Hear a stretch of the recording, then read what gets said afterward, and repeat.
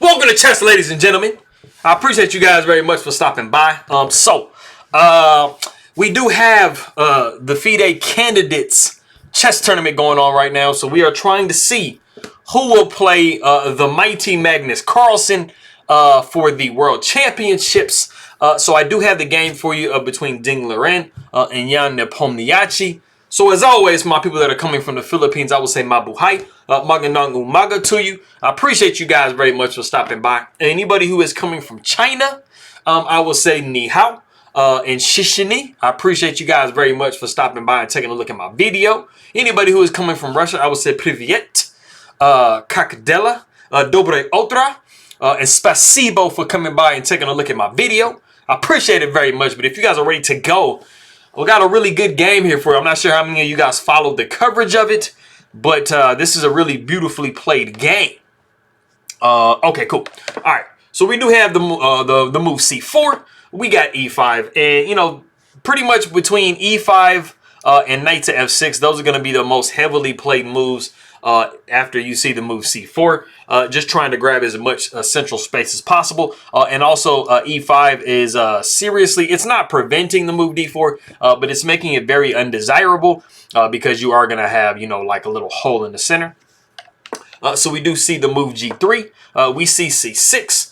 Knight comes to F3, we got E4. And, I mean, this is what you want to do if you have a center. I mean, pretty much if you have E4, D4, E5, D5 played, and you see a knight appear on the board, I mean, most of the time you want to push the pawn and inconvenience this knight. This knight really, really wants to kind of live on F3, so pushing the pawn, you know, makes it make a decision, you know, and there aren't very many good moves for white to play. The only really good move is knight to D4. You know, it kind of gets you central. Any other move pretty much just kind of inconvenienced your knight, like, you know, too bad. And of course, knight to G5 just drops the knight completely, so we don't want to do that. So we do have D5. Pawn takes D5, queen takes D5, and then we have the knight down to C2. It's also possible to just go E3 to defend this knight, but I mean, you probably can be looking at the move C5 to be coming at some point, so the knight would have to move anyway. So the knight does come back to C2. We see knight to F6, and then we play knight to C3. And I mean, at the same time that black or whatever side is trying to inconvenience the placement of the knight, you are trying to inconvenience the placement of the queen. This queen is pretty much just stuck in the center of the board, so if you can attack it by, you know, in any way, you know, for sure do so. So the knight comes to C3, we see queen over to E5. We see bishop to G2, knight comes to A6, we got castles by white, bishop comes to E7, and we see knight to E3. And I mean, I think the thing that's most interesting about this position is this knight placement. You know, you almost never see this knight on E3. So it's kind of like when you see a knight on the edge over here, you know, it's just a really, really like interesting spot for the knight to be on. It's rare. So we do see castles by black. We have A3. And I mean, this is a pretty useful move because this bishop and this knight do have the ability to come down onto B4. It's not like, I mean, it's really going to do anything bad to white, but I mean, you know, it just allows for, you know, one of black's pieces to get a little bit further advanced, maybe put some pressure on some pieces. So we do see the rook moving over to E8, and then we do see the move B4. And the thing that's pretty interesting about the position that we have right now is there is actually a game in the database where Liren played this exact like move variation to this point against Neiman. And so, you know, and it was actually played this year, so it's a pretty recent game. But, you know, of course, you know, these guys study each other. You know, they know like who's going to be playing in the tournament. So they're looking at like all their games from the past and, you know, trying to find like little things that they can try to do to, you know, improve upon the positions that they had and stuff like that. In this game, we see knight down to G4, and that is the novelty of the game. But what we saw by Neiman last year or earlier this year was C5, and then we saw B5 pushed, and Liren actually did go on to lose that game. So we're seeing if he, you know, made some improvements upon his play earlier, see if we're going to be doing a little bit better. So the knight does come to G4. We see bishop to B2. We see queen over to H5 because, you know, let's threaten checkmate, son. Like, why not? I mean, you know, maybe Liren forgets that he's like one of the best chess players ever in the world right now, and he plays like some random move like rook to A2 and just gets checkmated for free. Maybe he does that. No, he's not going to do that. We do see the move h4, and this is just like, you know, making sure that we protect everything that's going on. So, you know, both players are, you know, doing pretty equally. I mean, you know, it says triple zeros, so I mean, we're pretty dead even. So the bishop does come to f6, and you know, we kind of had some problems on e4, and bishop coming to f6 does a good job because this bishop is undefended behind the knight, so you can't take advantage of this pawn, because after rook takes, knight takes, the bishop is going to be taken, hitting the rook. So I mean, you know, we're doing pretty good. So we do see the move queen to c2. Knight takes e3, pawn takes e3, and for me personally, as a Catalan player, you know, this is a very similar position to a Catalan. You know, you have like the problem of this e2 pawn that you have to think about, you know, and the queen comes here a lot of the times, and I mean, this is just like a pretty identical setup. So that's what, you know, working on openings does for you. You know, it kind of like allows you to, you know, play other types of positions with some legitimacy and stuff like that. So we do see bishop to f5, just making sure that we like overprotect this e4 pawn. The knight comes to a4. We see bishop taking b2, knight taking b2. We have knight back to c7. And like I said, I mean, white has a slight advantage, but I mean, you know, they're both like doing actually very well. But I mean, you see this knight is over here on the rim on a6, and it's literally doing 0. So Jan is saying, man, I need to try to get this knight back into the game somehow. So, you know, we're looking at moving over here, maybe moving knight to e6, you know, trying to see if we can, you know, just do something, or maybe drop the knight down into d5 would be a good square as well. So like I said, knight to c7, we see knight to c4, and the rook does come to e6 because we were threatening some nasties with the knight hopping in here, so we got to defend that. The rook f comes to d1, and then like I said, we do see knight to d5, and this is a really ideal square because this bishop is like pretty much disconnected from this diagonal, which is like, you know, super good game plan by Jan. You know, this knight is pretty much like able to live here like rent-free forever. So we do see rook up to d4. We see h6. We got queen over to d2. We see rook a to e8. The king steps over to h2. And we have actually reached a point in the game that if you do want to pause the video, I actually have a couple of guess the move sections. If you do want to pause the video and see what move black plays in this position, go ahead and do so.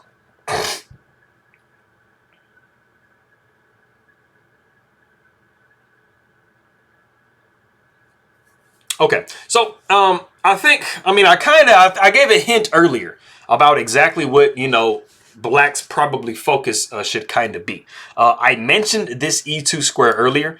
Now, before we had the knight here on c3, so I mean, we were like very heavily protecting this pawn. But as of right now, the pawn is a little under defended.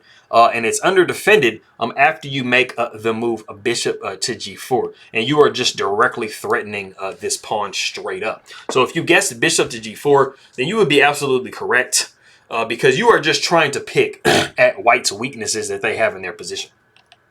So after we see the move bishop to g4, we do see the move knight to a5. You know, Ding is trying to say, hey, man, you attack my pawn, I'm going to attack your pawn, and we'll see what's cracking.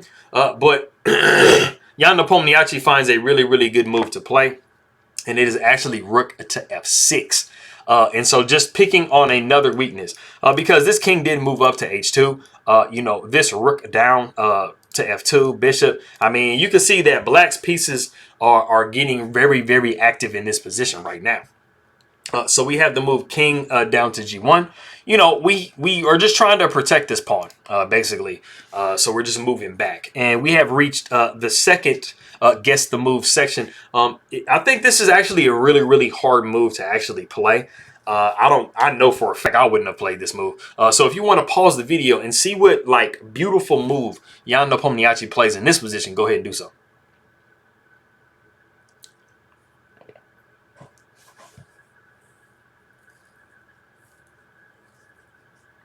Okay, so like I said, I mean, the king moved back, is protecting his pawn and stuff like that, right? So, I mean, I think that pretty much everybody, you know, after me saying everything I said, is just going to say, man, let me go ahead and just crack this. You know, let me just go ahead and snap that pawn off, man. It's free. It's looking pretty juicy. You know, there really is nothing. I mean, There's no tactics involved if you do capture the pawn, so it's not like it's like a poison pawn or something like that, but it does give white just a little bit in the position. But the move that Jan Nepomniachtchi plays in this position is super duper like G gangster class. He plays G5. He's recognizing that white doesn't really have any attack on his king. So opening up his king and using these pawns is not a bad thing. You know, like I said, I mean, this knight is all the way over here. You know, these rooks are kind of off sides a little bit. This bishop is kind of biting on nothing. So, I mean, you know, this is a perfect time for this type of a pawn push, pawn break. So we do see knight taking b7, pawn taking h4.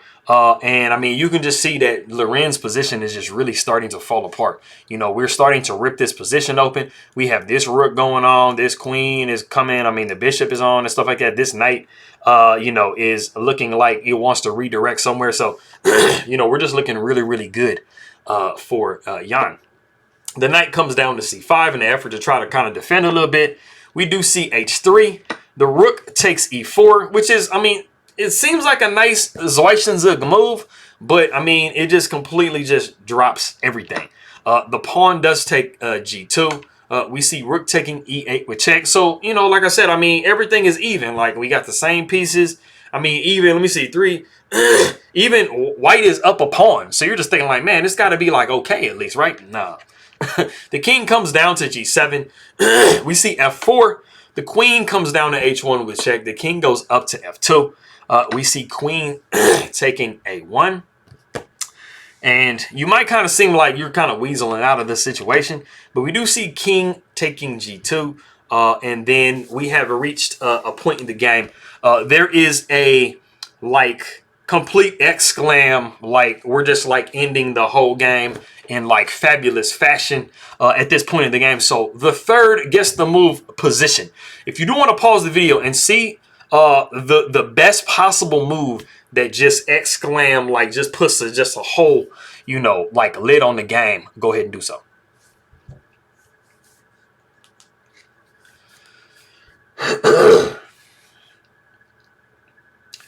Okay, so I think this is a hard move to find too. But the move is a deflection tactic that you actually use one of your pieces as a like a sacrifice, right? And the move is bishop to h3 with check. And it is in this position that Ding Liren does resign the game. And I mean, the problem is you're looking at either a mate in 9, a mate in 6, a mate in 2, or a mate in 1. And we will look at those variations right now. I mean, the best possible thing you can do is actually take this bishop.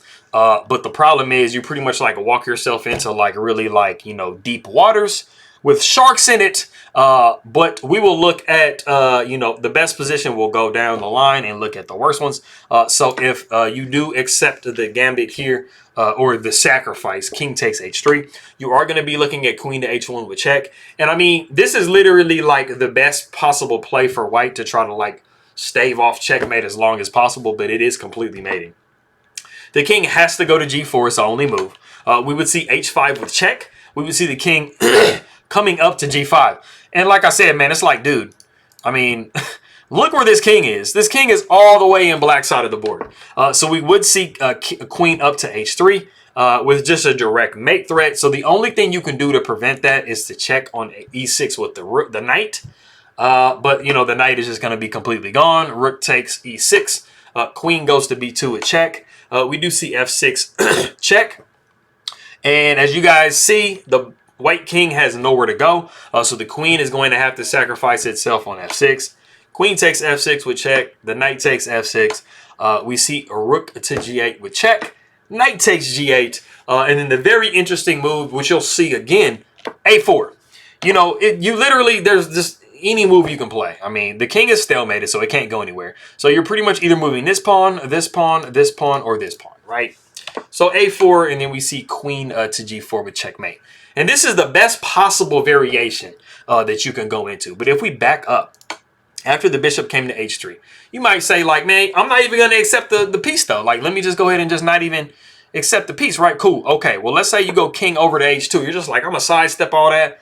I don't like the way that looks, right? Well, the queen is going to be coming to f1, and I mean, you're looking at checkmate over here on g2. So that's the main problem with that move. And so you're going to have to start throwing pieces away again. The knight is going to come up to e6 with check. The pawn is going to take. The queen is going to take on d5. Now, this probably looks really strange to you. This is the only move to protect g2. So, pawn, either pawn takes. Rook goes down to e7 with check. The king goes up to f8. Rook e8 is the only move. I mean, you can also go rook to f7. They both throw the rook away. After the king takes, here goes a4 again. So you're like, hey, there's a4 again. It's right there. It's there again. And then the queen comes up and delivers checkmate. So if we go back to this position after bishop to h3, you might be thinking, okay, well, can I just kind of sneak up to f3? Well, that actually mates faster after king to f3. We're looking at queen over to h1 with check. The king goes down to f2, only move. And then we're looking at queen to f1 with check. And the absolutely fastest way you can mate yourself, you just say, like, screw it, I don't even care, is actually just king moving to f2 immediately. And it's pretty much going to be the same as we saw a second ago. The queen's just going to come to f1 with checkmate. So, like I said, clearly this is stuff that Liren is calculating and he's seeing, and he's like, man, I don't want to have any part of that. So that is that. So, man, that was like a really, really accurate and beautifully played game. You know, there is no question that Jan Nepomniachtchi was like very legitimately the contender for the World Championships last year, looking at these types of games that he puts down. So I appreciate everybody very much for coming by. Maraming salamat aking magkaibigan. Let me see. Shishini and spasibo. And I'll see you guys next time.